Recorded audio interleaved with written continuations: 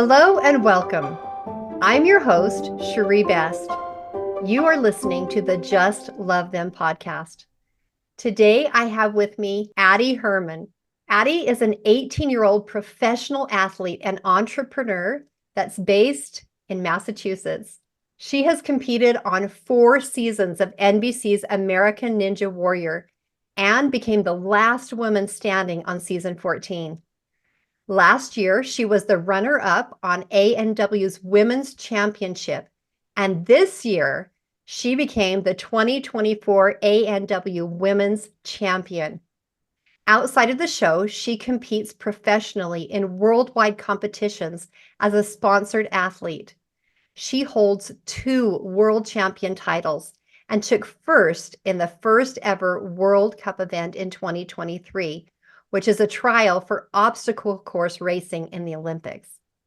She's currently traveling the world in order to intern with other entrepreneurs, train at new facilities, hold athletic clinics, start her business to offer personal training. In February of 2024, she traveled to Sierra Leone, Africa, to build an obstacle course for children at an orphanage as well, sharing the gospel with them while doing so. Her main message is persistence over perfection, and she hopes to encourage others by showing how this belief, which is rooted in her identity in God, has truly shaped her in the person she is now. Welcome, Addy. Thank you so much for having me. It's an honor to be on this. Oh, it's an honor to have you here. I'm super excited. I know that some of our listeners will absolutely know who you are and be so excited to hear what you have to say, and others may not yet know a lot about you. So tell us a little bit about what you do and how you got into what you do, and anything you want to share about winning your championship. Yeah, so like the bio said, I've done American Ninja Warrior on the show for 4 years, and I've actually been training for it for 7 years. So I'm 18 now. I started when I was 11 years old after an injury in gymnastics. I tried almost like every sport when I was younger, and nothing ever clicked until ninja. So after I got injured and I was out for a few months, I realized I didn't miss gymnastics, and my mom found a local ninja gym like 20 minutes from our house. The rest is history. I loved it from the minute I walked in, have been doing it ever since, and I've just gotten to be a part of the most amazing community within Ninja Warrior. So the whole journey has been amazing. That is really, really fun. And you have done so well. Do you want to share with us a little bit about what just was televised yesterday about how you came to win that championship? Tell us a little bit of that story. Winning the women's championship was the greatest experience in my entire life, especially after last season coming runner up. The whole year was all about redemption for me. I trained harder than ever. I focused on my mental health, my physical health, my spiritual health, everything in between. And it all led up to that moment. It came together so well. And by God's grace alone, I ended up winning the championship. And I can't even tell you how much it meant to me. It really meant the world. Wow. What an honor to get to talk to you right after that. That is so cool. I know spirituality is a huge part of who you are. And I mean, that's so obvious in everything that you say and everything you share, just in the few minutes we've been talking. But I would love to know what your spiritual journey has been. How did you become a spiritual person, and how's that played out in your life? So I was raised in a Christian family. My parents raised me, so I learned all about the Bible. I had heard all the Bible stories from a very young age, and I truly have just had such a love for God from a young age. I would say around high school, things definitely started getting harder. And in a particularly hard season, I was doing a Bible study with my aunt, and we were going over the story of Job.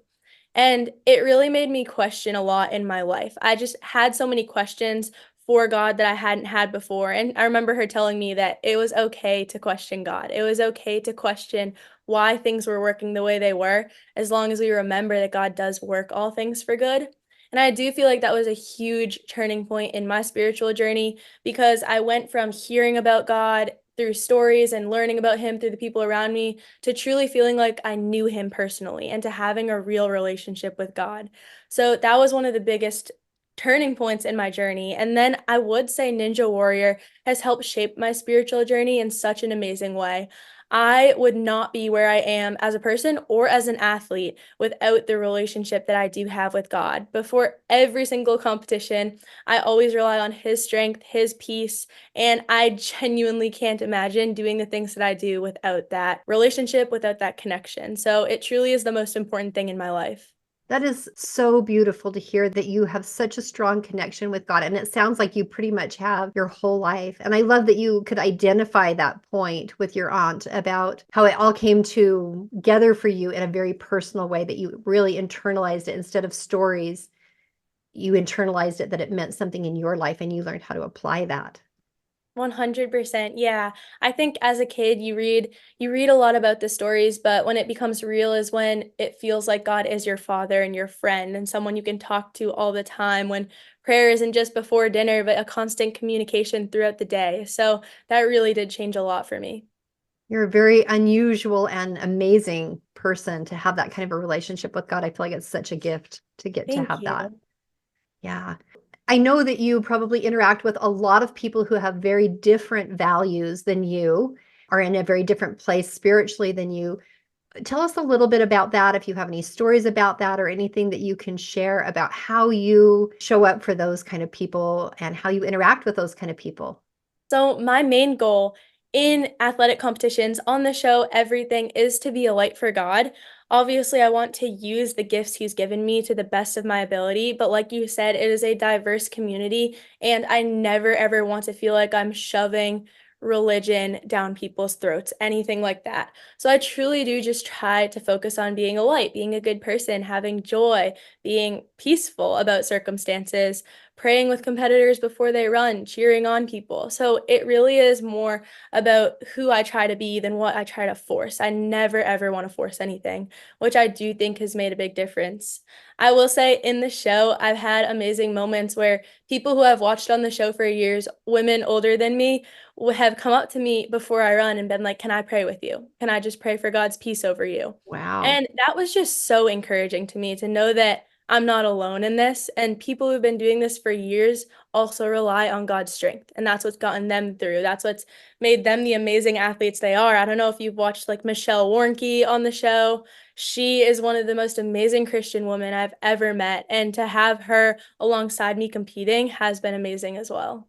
Wow. And it's nice to have somebody who is in that same spiritual kind of realm that you're at, like you can relate to on that level. Have you Exactly. have you had any experiences with people who are very much like maybe atheist or very much not believing in God who've given you any pushback or you've had any problems with? Yeah, so I wouldn't say problems, but I did have someone come up to me at a competition. It wasn't on the show or anything, it was outside of that. And I was wearing a sweatshirt that said, "I can do all things through Christ who gives me strength," Philippians 4:13. And he came up to me and said, Clear the course and I'll believe that." And for me, it kind of shifted the meaning of the verse for me, really, because I explained, I was like, it's not about the physical strength at all. That verse doesn't mean I can go do whatever I put my mind to, and because I believe in God, it'll happen. It means that because my identity is in God, I can't fail. So even when I happen to fail the course, even when I don't win my race, when I don't get the obstacle, I still haven't failed because my identity and strength is in God, and that's what doesn't fail. So even the hard things, even the pushback has just caused me to rethink certain verses, rethink certain things. And now that's one of the main things that I share. It's on the back of my shirt still. And I'm happy to explain that to whoever comes up and has a question about it. I kind of love that you wear that on your shirt because it gives you the opportunity to have a conversation with somebody that you probably wouldn't have a conversation with otherwise. Right, right, 100%, which is also a huge thing. I remember a while ago, competition, again, outside of the show, I had three races and I failed the first two pretty badly. It was hard because I had trained really, really, really hard for these, probably harder than I had before. And I had one more chance to move on to the next round. I remember my whole identity kind of shifting in that moment, which is one of the most key aspects in my life. And I actually wrote a prayer. And in the prayer, I asked that God would be my full identity, not in my sport, and that win or lose, I could be a light to those around me. I could build up the community and I could just unite the people around me. So I remember writing that prayer and into the run, and it was no that pressure of I have to clear, I have to win, I have to move on. But it was, okay, what can I control in this? I can do my best on this. Yes, I can use the gifts given me, but I can also focus on being a good person and being a light for him. And so that whole identity shift has just played a huge part into my athletic success as well. Thank you for sharing that. I love that so much. Many of my listeners are struggling because their loved ones have left the faith. So you are very, very strong.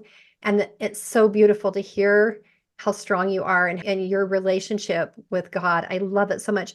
Many of my listeners have people who have left their faith. Like maybe they had a relationship with God at one time and then they let it go, or something similar to that. And so, how have you stayed strong? Have you ever had a time when you struggled or wondered, or have you just always had that relationship?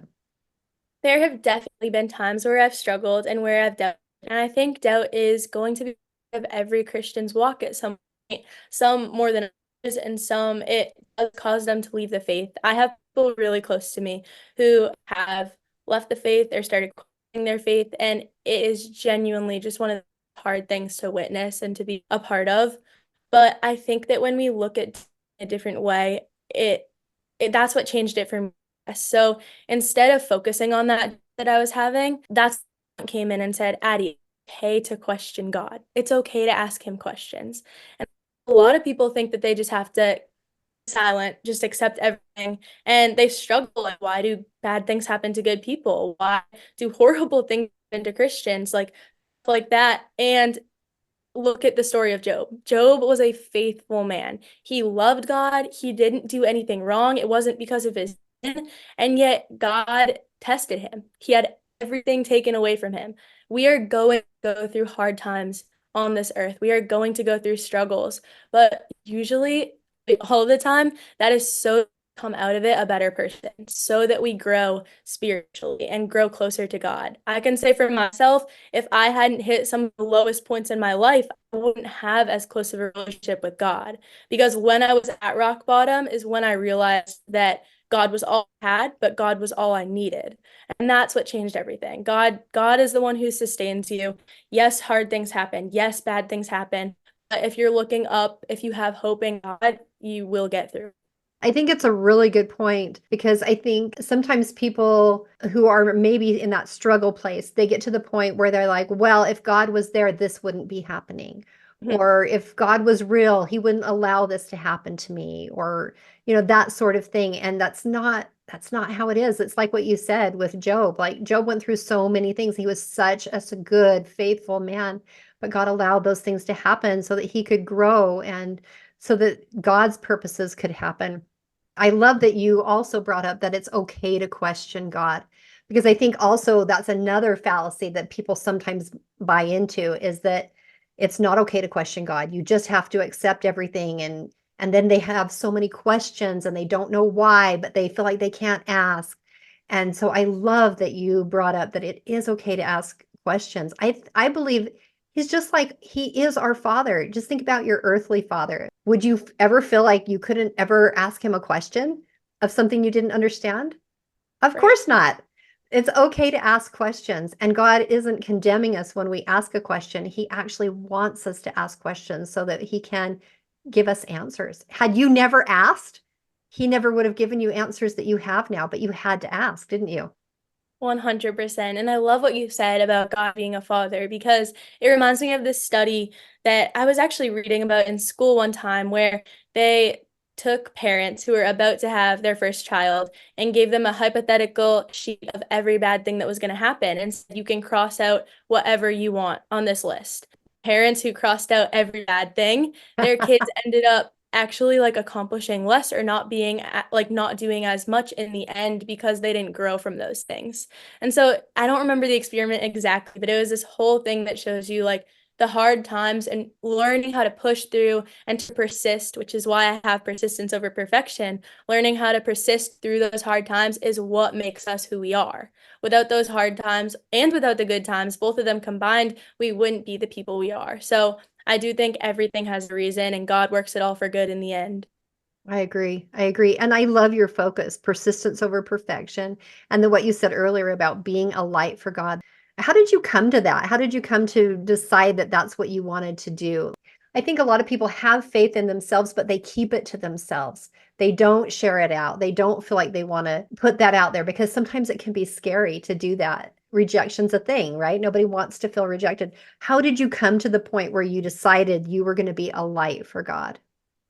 I mean, it still is scary. Like, it's not ever not gonna be scary. But I do think that God has just given me the confidence to just speak for him. For me personally, he's done so much in my life. I don't know how I wouldn't talk about God. God is just a part of every single aspect of my life. I can't talk about anything without bringing that up, without that being a natural part of who I am. And I think that goes into what I was saying before is a lot of the time we don't have to even be talking about it. Just the way that you live your life will cause people to notice, will cause people to say, what's different about her? What's different about him? Because you have God in your life and because you love God. So it really is just a way of living my life. It's a relationship over a religion. A relationship over a religion. Wow. And I love what you said. How can I not talk about God? And when you truly have that relationship, that's really true, isn't it? I love that so much. Your heart is so beautiful. Thank you. I want to ask you one more question for my listeners who might be struggling because their loved ones are not in the place you're at. They wish they were, but they're not. From your perspective, do you have any advice or any insight that you would like to share for people who are struggling because their loved ones have left their faith?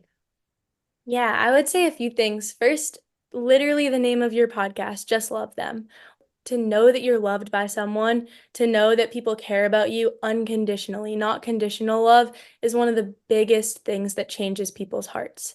And Jesus came for sinners. He didn't come for the Pharisees. He didn't come for people who were super religious and knew all about the Bible. He came for the people who had a desire for him, who wanted him, who thirsted for him.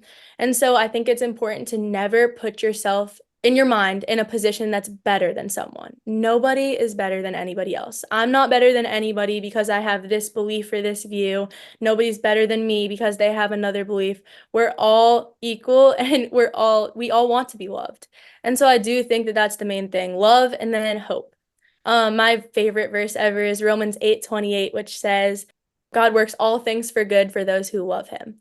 And I think that if you know you love God, if your hope is in him, if your trust is in him, you have to hope and trust that he will work all things for good. And it can be hard. I know firsthand how hard it can be to see someone close to you kind of stray from that, but focusing on God, focusing on that hope is the best thing that we can do. I think that is exactly the right thing. That just, it's kind of about trusting God. Like when someone else makes a different choice than what you wish they would make or what you would make, that just trust that God is going to work all things for his good. And we don't, all we see is like our little puzzle piece. This doesn't seem like it fits. This isn't right. But really, in the big scheme of things, God knows what the whole puzzle is supposed to look like. And every piece in the end is going to fit where it's supposed to. And God's in charge of that. We're not. Our job is just to love them. And I love what you said about the just because you believe this way and somebody else doesn't, you're not any better than them. They're not any better than you. We're all equally loved by our Father in heaven. 100%. And that actually brings me back to a story about the women's championship because Romans 8:28 is really what got me through that. The first year when I came so close to winning and didn't, it was all about redemption that year. But at the time, I was heartbroken. I had trained so hard and it came so close, but I wasn't there. And I was so grateful for the opportunity. I had an amazing time, but there's always going to be something in me as a competitive athlete that just knows that if I was a few seconds faster, I would have won that time. And so I think looking back after I won, it was so much more than just winning that competition. It was the years and years of hard work that I'd put into it, years of failing competitions and being like, well, God, why did this happen? Like, you know how hard I trained. I did this for your glory. What is happening? And I do think it all kind of culminated in that moment after a lot of things had gone wrong. And I ended up winning. And that was just such a moment where God, it felt like he was saying directly to me, like, see, look what I did. Now you can see everything that I did at your life that led you here. And so I think that's so cool what you said about the puzzle piece. Yeah. Oh, I love your story. Thank you so much for sharing that with me. Is there anything else that you want to share? I'd say the last thing, something that's just helped me is focus on who you want to be over what you want to do. A lot of people ask me, how do I know what goals to set for myself, or how do I know what to do? Even in situations where people are struggling with loved ones who have left the faith, like, what do I do? Focus on who you want to be first, because once you focus on who you want to be, the type of person that you want to be, to other people, the light that you want to be, the rest will follow. And so that's probably the best advice that I've learned over the years. And when we focus on ourselves, that doesn't give us room to judge others or worry about what their choices are or worry about where they're at, because we're just focusing on us and our relationship with God and letting them worry about their relationship with God on their own. That's so beautiful. Well, Addie, thank you so much for being here with me today. And congratulations on winning the championship. That is Thank you. so exciting. I love that you told us your story. What an honor to get to hear your personal story about that and how you went through that with God and what you learned from it. What an honor to get to hear that today, of all days, or the day after the championship has aired. And it's just very exciting. And I want to wish you all the best. What are you planning to do from here? Well, first off, thank you. It is an honor to be on this podcast. I'm so glad that I could share this. So, from here, I'm going to continue traveling, and I'm also hoping to start my speaking career. So, that'll be kicking off soon. I have a lot of fun things planned, and my business is launching soon. So, it's crazy times, but all of it's good. That's awesome. Tell us a little bit about your business really quick. Yeah, so I have a small business called Accents by Addy, which is a calligraphy and design business. And then my other thing that I've kind of started is a ninja class at my house for kids. So I've been teaching kids twice a week, and that'll be all over the summer, and then doing personal training as well. That is wonderful. Well, if you would like to connect with Addie in any way, I'm putting her information in the show notes, and we will be watching to see what you do next, Addie. Thank you. And listeners, if you love this podcast episode, please hit that subscribe button and give us a good rating. And tune in again next time for another episode of Just Love Them.